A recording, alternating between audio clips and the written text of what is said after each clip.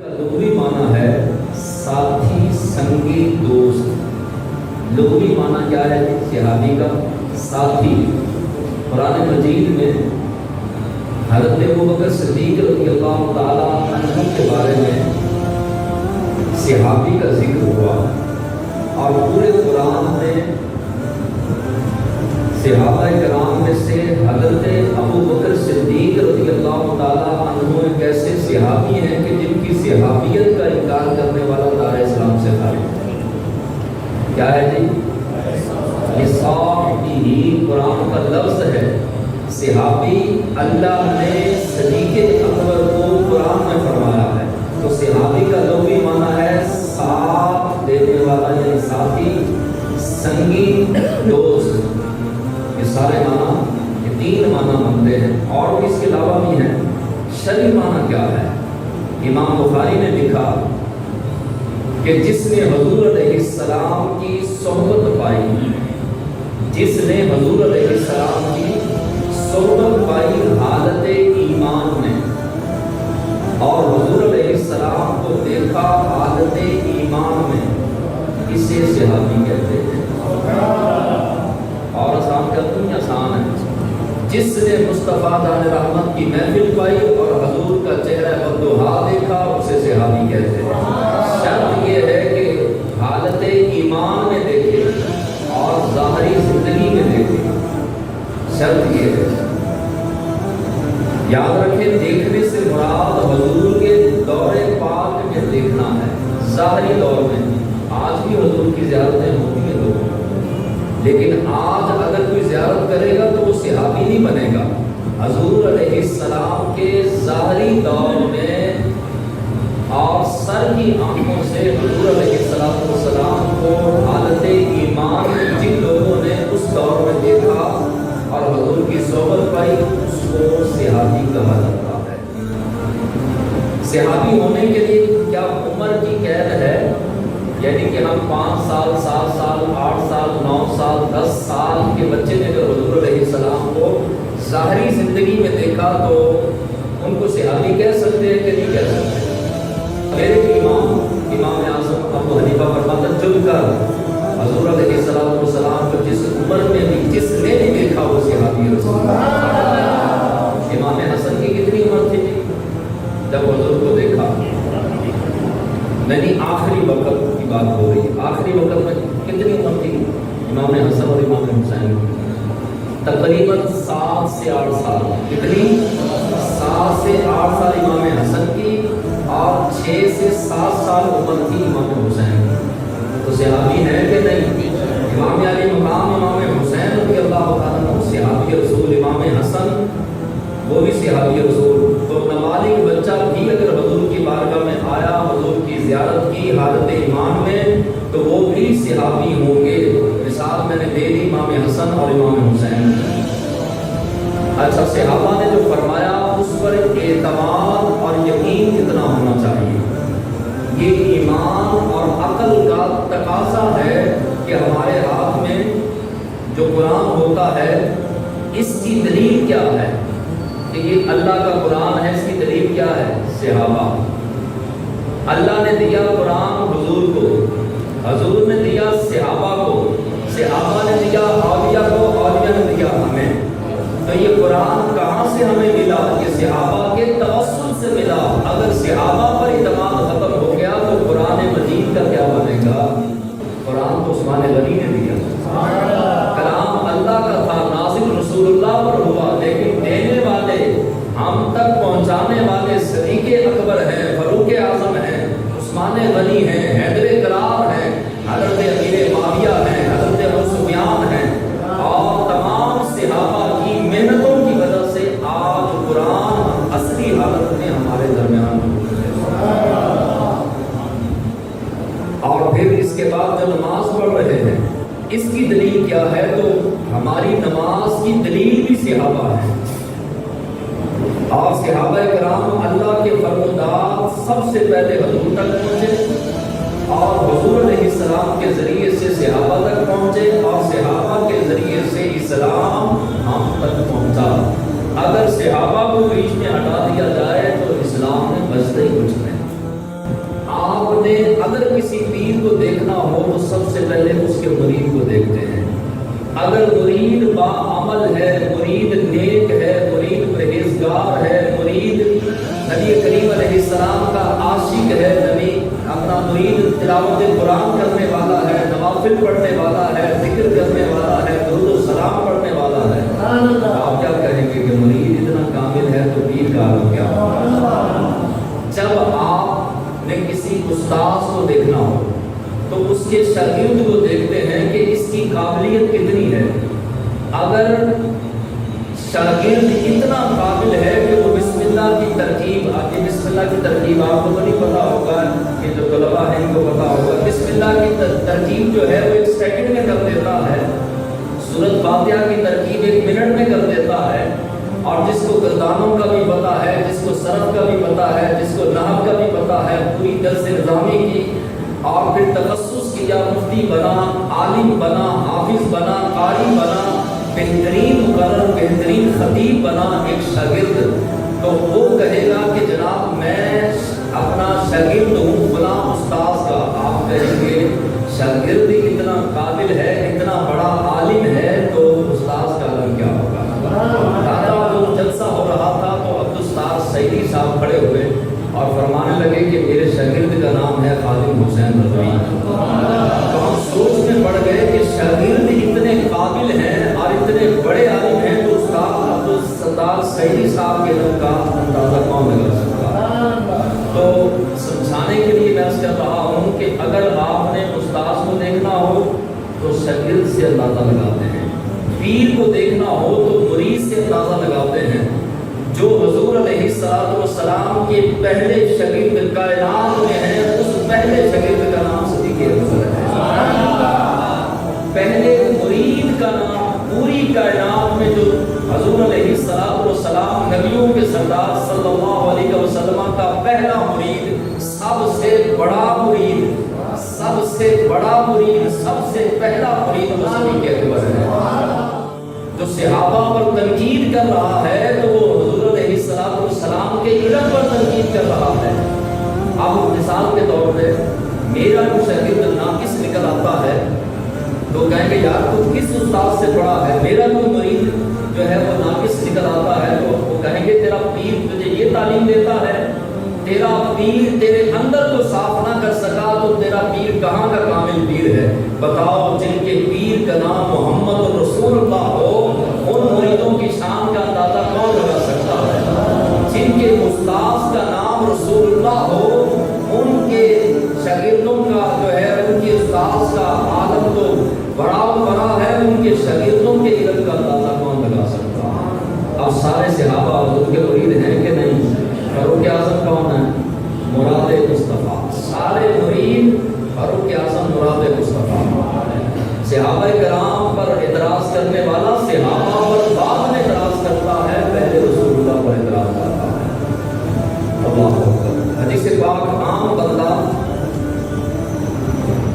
سونا اللہ کی راہ میں خرچ کرے. کیا خرچ کرے؟ بخاری کی حدیث پاک، بخاری کرتے ہیں نا. اور یہ جو کالے دل والے ہیں ان کو تو بخاری کے معنی کا بھی نہیں پتا. آپ ایک قرآن کی ان کے آگے ایک بندہ جو ہے وہ میں گیا شہباز کو نظر لگا رہا ہوں تو وہاں میں نے جماعت کروائی اور ہزاروں کا مجمع تھا. جماعت کروائی تو میں بیٹھ گیا تو ایک آ گیا کالے دل والا آ کے میرے پاس بیٹھ کے تو بخاری اور مسلم کے بارے میں بات کر کے کہنے لگا جی آپ صدیقیت کا درجہ بندی کرتے ہیں کہ دمادم مست قلندر صدیق کا پہلا نمبر آپ کی بات کرتے ہیں، آپ قرآن و حدیث سے ثابت کر سکتے ہیں؟ تو میں نے کہا کہ دیکھو میں مناسب نہیں ہوں تو آپ اس طرح کریں. وہ سامنے قرآن پاک بولے ہیں، قرآن پاک لایا، میں نے 15ویں پارہ کھولا اور کھول کر دوسرا تیسرا صفحہ پلٹ کر ویسے اس کے سامنے رکھا. میں نے کہا ایک صفحہ صحیح پڑھ کے تو بتا دے، صحیح طرح قرآن پڑھ کے دیکھ کے قرآن پڑھ کے تو سنا. میں انشاءاللہ اس وقت تک یہاں سے نہیں اٹھوں گا جب تک تمام صحابہ سے صدیق اکبر کا درجہ بلند ہے قرآن سے ثابت نہ کر. کہنے لگے کہ مولوی صاحب ہے گل آپ بتائیں نا، آپ میرا امتحان نہ لے. میں کہتے ہیں دیکھ کے بھی قرآن نہیں پڑھنا ہے. جاہلہ تو بات صدیق اکبر کے بارے میں کر رہا ہے تو مجھ تک نہیں پہنچ سکتا. सकता। मेरे बाद में बड़े बड़े उलमा मौजूद हैं, फिर उनके बाद औलिया मौजूद हैं, उनके बाद गौस कुतुब अब्दाल मौजूद हैं, उनके बाद ताबईन मौजूद हैं, उनके बाद तबा ताबईन मौजूद हैं, फिर आगे चले जाएं तो फिर सहाबा मौजूद हैं। सहाबा के तमाम दराजात की बुलंदियों को जो है वो क्रॉस किया जाए तो फिर मकाम आता है सदीक़ अकबर का। तेरी बुद्धि देख और तो बात सदीक़ अकबर के बारे में कर रहा है। अल्लाह के महबूब सल्लल्लाहु अलैहि वसल्लम ने फरमाया आम बंदा सोना सदका करे। क्या करे जी? सोना। और सोना भी बहुत पहाड़ जितना। आम बंदा बहुत पहाड़ जितना सोना सदका करे। मेरा सहाबी आधी मुठ जो भी सदका करे तो मेरे सहाबी का मुकाबला फिर भी और पहाड़ जितना सोना सदका करने वाला फिर भी मेरे सहाबी के सदके का मुकाबला नहीं कर सकता। तो सहाबी के सदके का मुकाबला नहीं हो सकता तो पूरे सहाबी का मुकाबला हो सकता है। और अगर दूसरे सहाबा का मुकाबला नहीं हो सकता तो सदीक़ अकबर का मुकाबला कैसे हो सकता है? क्या हर सहाबी फजीलत के मकाम में एक ही दर्जा रखता है या उनमें बाहम कोई दर्जा बंदी होती है? ये एक सवाल है। ईमान बचाने वाला, अकीदे वाला, हर सहाबी फजीलत में मकाम में एक ही दर्जा रखता है या उनमें बाहम कोई दर्जा बंदी हो सकती है या होती है या है? अच्छा जी, मेरे शागिर्द जितने बैठे हैं सारे मेरे शागिर्द हैं। अगर मकाम शागिर्दी देखा जाए तो आप सब बराबर हैं, आप सब। लेकिन आप में से मेरी नज़र में चंद एक ऐसे होंगे कि जिनका दर्जा मेरी नज़र में बुलंद होगा। बुलंद किस वजह से होगा? इस वजह से कि वो ज़्यादा गुर्बत में हैं, ज़्यादा करीब हैं, दीन की खिदमत करने वाले हैं या तकवे वाले हैं या परहेजगार हैं या नेकोकार हैं। अच्छा, ये एक तो ये मिसाल हो गई। दूसरी मिसाल जो है समझाने के लिए हर शोबे में दर्जा बंदी होती है। आप फौज का शोबा जो है वो जानते हैं। फौज के शोबे में सिपाही भी होता है, सूबेदार भी होता है, कर्नल भी होता है, लेफ्टिनेंट भी होता है, जनरल भी होता है, चीफ ऑफ आर्मी भी होता है। अब फौज के एतबार से सिपाही से लेके आर्मी चीफ तक सब बराबर होते हैं फौज के एतबार से। यानी फौजी, आर्मी चीफ भी फौजी और सिपाही भी फौजी, लेकिन रैंक और दर्जा बंदी सबकी अलग अलग है। चीफ ऑफ आर्मी सिपाही नहीं बन सकता और सिपाही जो है वो आर्मी चीफ नहीं होता। ये दर्जा बंदी फौज के अंदर भी, ये दर्जा बंदी पुलिस के अंदर भी, और यही दर्जा बंदी मुरीदों के अंदर, शागिर्दों के अंदर भी है।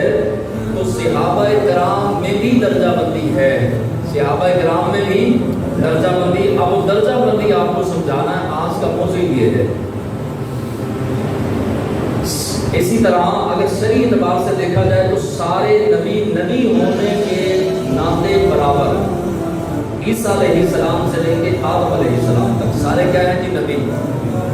नबूवत के एतबार से और नबी होने की वजह से सब बराबर, लेकिन सब बराबर दर्जे में, मर्तबे में, मकाम में सब बराबर नहीं। उलुल अज़्म रसूल भी हैं, और वो कितने हैं? उलुल अज़्म बाज़ उलमा के नज़दीक 10 हैं, बाज़ के नज़दीक 6 हैं और बाज़ के नज़दीक 12 हैं। अब नबी होने की वजह से सारे नबी बराबर, लेकिन दर्जे में सब बराबर नहीं। क्या हमारे आका सल्लल्लाहु अलैहि वसल्लम और ईसा अलैहिस्सलाम बराबर हैं? क्या मूसा अलैहिस्सलाम और हमारे आका सल्लल्लाहु अलैहि वसल्लम बराबर हैं? क्या इब्राहीम अलैहिस्सलाम और यूसुफ अलैहिस्सलाम बराबर हैं? तो ये दर्जा बंदी रब ने रखी। तो जिस तरह नबियों में दर्जा बंदी है, इसी तरह सहाबा में भी दर्जा बंदी है। सबसे पहले बात करते हैं जनाब, आप कौन होते हैं दर्जा बंदी करने वाले? आप कौन होते हैं कि ये कहने वाले सदीक़ अकबर का पहला नंबर, फारूक आज़म का दूसरा नंबर, उस्मान गनी का तीसरा, मौला अली का चौथा? आपको किसने इजाज़त दी कि मौला अली को चौथे नंबर पे लाएं? ये सवाल करते हैं और मुसलमानों का ईमान बर्बाद और ख़राब करने की कोशिश करते हैं। आप सारी ज़िंदगी सजदे में पढ़कर अपनी सारी दौलत भी दारुल कुरान के नाम लगा देना, फिर भी आप दारुल कुरान का शुक्रिया अदा नहीं कर सकते। इस दौर में बड़ा औखा काम है किसी के अकीदे की हिफाजत करना, अकीदे की बात समझाना। जहाँ पर अफरा तफरी हो, जहाँ पे छोटी छोटी बातों पर जो है वो नुकसानात ہوتے ہوں، تعلقات خراب ہوتے ہوں اور ہر کسی کو نفسا نفسی افراتفری اپنی اپنی پڑی ہو، اس دور میں تلاوت قرآن کو آپ کے عقیدے اور آپ کے ایمان کی فکر۔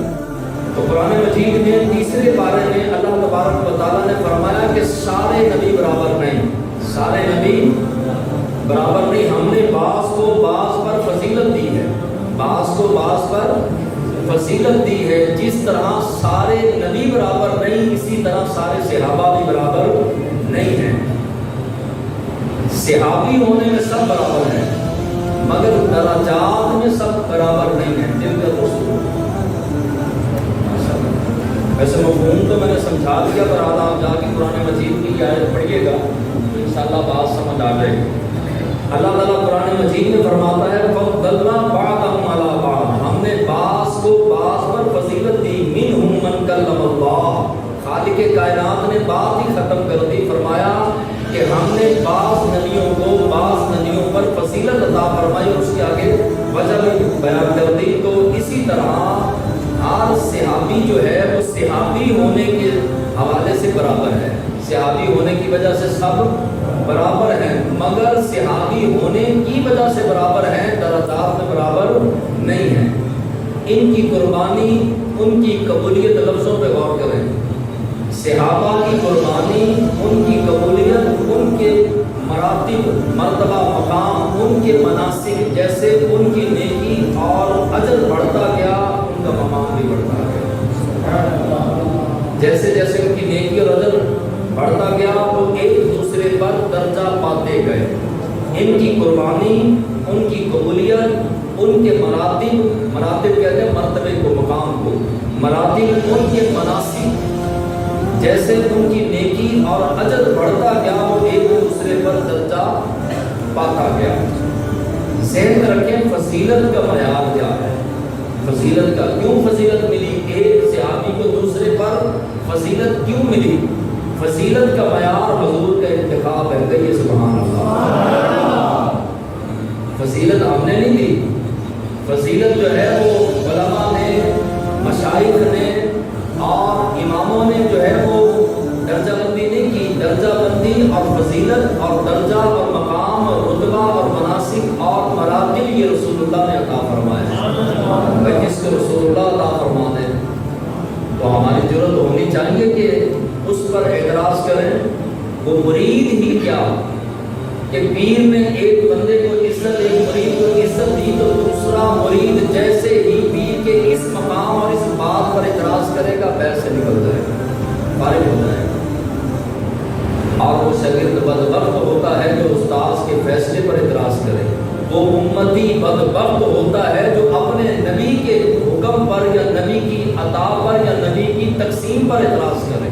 سب سے بڑا اعتراض رسول اللہ کی تقسیم پہ کرتے ہیں، وہ کہتے ہیں کہ حق والا علی کا تھا خلافت کا اور مل صدیق اکبر کو گیا، تو خلافت بھی رسول اللہ ہی نے عطا فرمائی صدیق اکبر کو، کہیے سبحان اللہ۔ فضیلت کا معیار کیا ہے؟ حضور کا انتخاب۔ کیا ہے کہ حضور کا جو درجے ملے نا، صدیق اکبر کو پہلا نمبر ملا، فاروق اعظم کو دوسرا، عثمان غنی کو تیسرا، مولا علی کو چوتھا، پھر اسی طرح بدری صحابہ، بیت رضوان والے اور دیگر انصار مہاجرین جو درجہ بندی ہوئی یہ ہم نے نہیں کی، یہ رسول اللہ نے کی ہے، اور اللہ اس کے رسول نے فضیلت دی اور درجہ دیا۔ اب کسی کو کوئی اعتراض نہیں ہونا چاہیے جب اللہ کسی کا درجہ بلند کرے، اللہ مرتبہ بلند کرے، اللہ کے رسول کسی کو فضیلت دے، تو عام سڑی کتی والے کا کوئی کام نہیں بنتا کہ وہ کھڑا ہو کر صدیق اکبر کی صداقت یا فاروق اعظم کی عدالت یا عثمان غنی کے بارے میں یا کسی بھی صحابی کے بارے میں کمزور بات کرے، اور اگر کوئی کرے تو آپ نے اپنے ایمان کو خراب نہیں کرنا۔ تو قرآن مجید میں تیسرے پارے میں اللہ تبارک و تعالیٰ نے فرمایا کہ سارے نبی برابر نہیں، سارے نبی برابر نہیں، ہم نے بعض کو بعض پر فضیلت دی ہے، بعض کو بعض پر فضیلت دی ہے۔ جس طرح سارے نبی برابر نہیں، اسی طرح سارے صحابہ بھی برابر نہیں ہیں۔ صحابی ہونے میں سب برابر ہیں، مگر درجات میں سب برابر نہیں ہیں۔ دل کا رسول مفہوم تو میں نے سمجھا دیا، برحال آپ جا کے قرآن مجید کی آیت پڑھیے گا، انشاءاللہ بات سمجھ آ جائے گی۔ اللہ تعالیٰ قرآن مجید میں فرماتا ہے فَضَّلْنَا بَعْضَهُمْ عَلَىٰ بَعْضٍ، ہم نے بعض کو بعض پر فضیلت دی، مِنْهُمْ مَنْ كَلَّمَ اللَّهُ، خالق کائنات نے بات ہی ختم کر دی، فرمایا کہ ہم نے بعض نبیوں کو بعض نبیوں پر فضیلت عطا فرمائی اور اس کے آگے وجہ بھی بیان کر دی۔ تو اسی طرح ہر صحابی جو ہے وہ صحابی ہونے کے حوالے سے برابر ہے، صحابی ہونے کی وجہ سے سب برابر ہیں، مگر صحابی ہونے کی وجہ سے برابر ہیں، درجات میں برابر نہیں ہیں۔ ان کی قربانی، ان کی قبولیت، لفظوں پہ غور کریں، صحابہ کی قربانی، ان کی قبولیت، ان کے مراتب، مرتبہ، مقام، ان کے مناسک، جیسے ان کی نیکی اور اجر بڑھتا گیا ان کا مقام بھی بڑھتا گیا، جیسے جیسے ان کی نیکی اور اجر بڑھتا گیا وہ ایک دوسرے پر درجہ پاتے گئے۔ ان کی قربانی، ان کی قبولیت، ان کے مراتب، مراتب کہتے ہیں مرتبے کو، مقام کو، مراتب، ان کے مناسک، جیسے ان کی نیکی اور اجر بڑھتا گیا وہ ایک دوسرے پر درجہ پاتا گیا۔ ذہن میں رکھیں فضیلت کا معیار کیا ہے، فضیلت کا کیوں فضیلت ملی، ایک صحابی کو دوسرے پر فضیلت کیوں ملی؟ فضیلت کا معیار حضور کا انتخاب ہے، کہیے سبحان اللہ۔ فضیلت ہم نے نہیں دی، فضیلت جو ہے وہ علماء نے، مشائخ نے اور اماموں نے جو ہے وہ درجہ بندی نہیں کی۔ درجہ بندی اور فضیلت اور درجہ اور مقام اور رتبہ اور مناسب اور مراتب یہ رسول اللہ نے عطا فرمایا۔ جس کو رسول اللہ عطا فرماتے ہیں تو ہماری ضرورت ہونی چاہیے کہ اس پر اعتراض کریں۔ وہ مرید ہی کیا کہ پیر نے ایک بندے کو عزت، ایک مرید کو عزت دی تو دوسرا مرید جیسے ہی پیر کے اس مقام اور اس بات پر اعتراض کرے گا بیت سے نکل جائے گا، فارغ ہو جائے گا۔ اور وہ شاگرد بدبخت ہوتا ہے جو استاد کے فیصلے پر اعتراض کرے، وہ امتی بدبخت ہوتا ہے جو اپنے نبی کے حکم پر یا نبی کی عطا پر یا نبی کی تقسیم پر اعتراض کرے۔ سب سے بڑا وہ اعتراض رسول اللہ کی تقسیم پہ کرتے ہیں، وہ کہتے ہیں کہ حق مولا علی کا تھا خلافت کا اور مل صدیق اکبر کو گیا، تو خلافت بھی رسول اللہ ہی نے عطا فرمائی صدیق اکبر کو۔ کہیے سبحان اللہ۔ فضیلت کا معیار کیا ہے؟ حضور کا انتخاب۔ کیا ہے کہ حضور کا جو درجے ملے نا، صدیق اکبر کو پہلا نمبر ملا، فاروق اعظم کو دوسرا، عثمان غنی کو تیسرا، مولا علی کو چوتھا، پھر اسی طرح بدری صحابہ، بیت رضوان والے اور دیگر انصار مہاجرین جو درجہ بندی ہوئی یہ ہم نے نہیں کی، یہ رسول اللہ نے کی ہے، اور اللہ اس کے رسول نے فضیلت دی اور درجہ دیا۔ اب کسی کو کوئی اعتراض نہیں ہونا چاہیے جب اللہ کسی کا درجہ بلند کرے، اللہ مرتبہ بلند کرے، اللہ کے رسول کسی کو فضیلت دے، تو عام سڑی بتی والے کا کوئی کام نہیں بنتا کہ وہ کھڑا ہو کر صدیق اکبر کی صداقت یا فاروق اعظم کی عدالت یا عثمان غنی کے بارے میں یا کسی بھی صحابی کے بارے میں کمزور بات کہے، اور اگر کوئی کہے تو آپ نے اپنے ایمان کو خراب نہیں کرنا۔ اتنا تو کہہ سکتے ہیں نا کہ یہ انتخاب رسول اللہ کا تھا، یہ درجے جو صحابہ کو درجات ملے، مرتبے ملے، مقام ملے، عظمتیں ملی، شان ملی اور درجہ بندی ہوئی، یہ کسی عالم نے نہیں کی، رسول اللہ نے خود فرمائی۔ سورہ حدید کے اندر اللہ تبارک و تعالیٰ نے فرمایا لا یستوی منکم، صحابہ کرام کو اللہ فرما رہا ہے تو سب برابر نہیں ہو سکتے، تم سب برابر نہیں۔ اولئک، اب قرآن سنیں، اولئک اعظم درجۃ من الذین انفقوا، اللہ قرآن میں فرماتا ہے اور فرماتا ہے کہ اللہ درجہ بلند فرما رہا ہے، یہ قرآن کی نص سے ثابت ہے۔ فرمایا کہ تم برابر نہیں ہو سکتے، بعضوں کے درجے اللہ نے اعظم کیے، درجے بڑھائے، بلند کیے، بڑے درجے دیے۔ اب جو ہے اس آیت کی جو ہے وہ تفسیر میں بیان کرتا ہوں۔ مکہ فتح ہوا ہے 8 ہجری، ٹھیک ہے جی، 8 مکہ فتح ہوا۔ اب سنیں 8 ہجری سے پہلے جو ایمان لائے، اللہ قرآن میں فرماتا ہے اولئک اعظم درجۃ من الذین انفقوا، جو پہلے ایمان لائے، پہلے خرچ کیا اسلام پر اور جنگ کی کافروں کے خلاف، اللہ ان کے بارے میں فرماتا ہے کہ جو 8 ہجری کے بعد ایمان لانے والے ہیں وہ پہلے والوں کی طرح نہیں ہو سکتے۔ پہلے والے 8 ہجری سے پہلے والے جو درجے میں بلند ہیں، اور جو بعد میں ایمان لے کر آئے وہ 8 ہجری کے بعد میں ایمان لانے والے وہ پہلے والوں سے درجے میں کم ہیں۔ کہ اللہ قرآن میں فرماتا ہے لا یستوی منکم، اللہ نے قرآن میں فیصلہ کر دیا، تو معلوم ہوا کہ درجہ بندی ہم نہیں کر رہے بلکہ اللہ قرآن میں فرما رہا ہے۔ اب عقیدہ سنیں جی، تمام صحابہ کرام محترم اور برحق ہیں۔ حضرت خطفیل آخری صحابی اور سب سے پہلے صحابی حضرت ابو بکر صدیق سے لے کے حضرت ابو طفیل تک اہل سنت و جماعت کا عقیدہ ہے سارے کے سارے صحابہ ہمارے سروں کا تاج ہیں، اور سب کو جنتی ماننا، سب کو حق پر ماننا، سب کو جنتی ماننا، سب کو حق پر ماننا، یہ اہل سنت و جماعت کے ایمان کا حصہ ہے، تقاضا ہے اور عین ایمان ہے۔ اور ان سے بغض رکھنا، ان سے بغض رکھنا نفاق ہے، منافقت ہے۔ 1,00,000 کم و بیش 24,000 صحابہ میں سے کسی نے بھی ایک صحابی سے بھی رائی کے دانے کے برابر بھی بغض رکھا، پوری امت کے علماء کا اجماع ہے کہ وہ بتانا بھی بتا کیا ہے۔ تو اللہ تبارک و تعالیٰ نے درجہ بندی فرمائی، صحابہ کی جو درجہ بندی حضور نے فرمائی اور قرآن و حدیث اور اجماع امت کی روشنی میں تفصیل بیان کی گئی وہ یہ ہے، توجہ۔ اب یہ بات سب سے زیادہ عام سننے والی ہے اور یہ آخری باتوں میں سے ہے، صحابہ کرام کی درجہ بندی افضلیت کے اعتبار سے ہے۔ کس اعتبار سے ہے؟ صحابی ہونے کے ناطے تو سب برابر ہیں۔ حضرت ابو بکر صدیق بھی صحابی ہیں اور حضرت ابو طفیل بھی صحابی ہیں، مگر حضرت ابو طفیل صدیق اکبر کے برابر درجے میں، رتبے میں، مقام میں برابر نہیں ہیں۔ حضور کے بعد سب سے افضل کون ہے؟ صدیق اکبر۔ کون ہے جی؟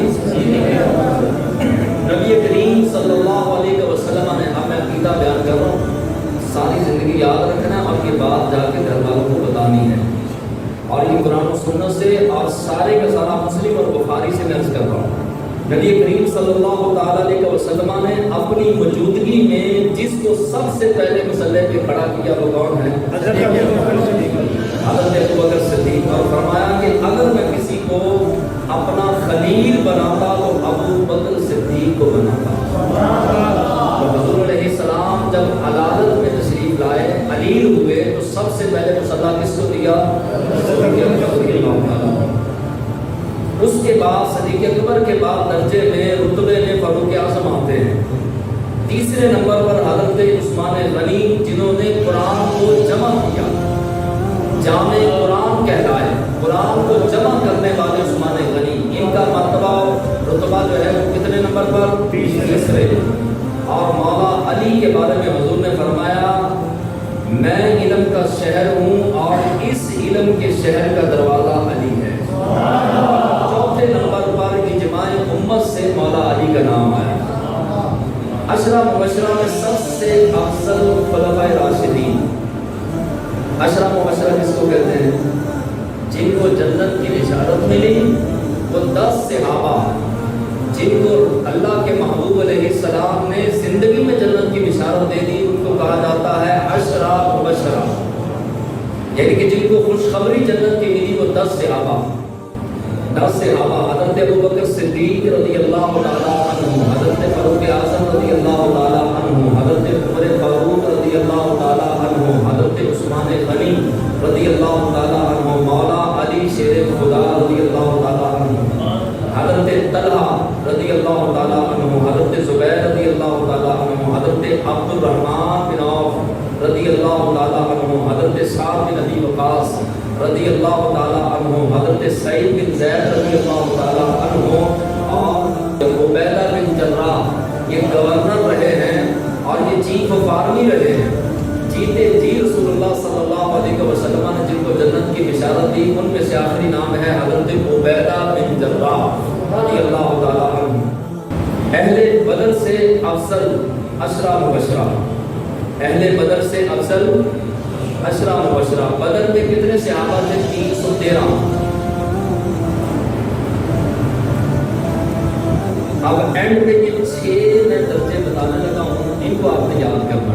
6 درجے صحابہ اکرام کے، کتنے درجے تھے؟ 6۔ انصار سے مہاجرین افضل، انصار جو مدینے میں رہنے والے تھے نا صحابہ، ان سے مہاجرین جنہوں نے ہجرت کی تھی مکے سے مدینہ المنورہ، انصار سے مہاجرین افضل۔ آپ سنتے جائیں اور اس کو یاد رکھنا ہے، یہ آپ کا ایمان بھی ہے، عقیدہ بھی ہے، معلومات بھی ہے، علم بھی ہے، رحمت بھی ہے، برکت بھی ہے۔ انصار سے مہاجرین افضل، مہاجرین سے بیت رضوان والے افضل۔ بیت رضوان کس کو کہتے ہیں؟ جو 1400 صحابہ کرام جو صلح حدیبیہ کے مقام پر جب صلح ہوئی تھی، اس مقام پر جن سے موت پر بیعت دی تھی 1400 صحابہ کرام سے، ان کو کہتے ہیں بیت رضوان والے صحابہ۔ تو مہاجرین سے بیت رضوان والے افضل، بیت رضوان والوں سے اہل بدر جنہوں نے جنگ بدر میں غزوہ بدر میں شرکت کی وہ افضل، اور اہل بدر سے عشرہ مبشرہ افضل۔ عشرہ مبشرہ میں خلفائے راشدین افضل، اور خلفائے راشدین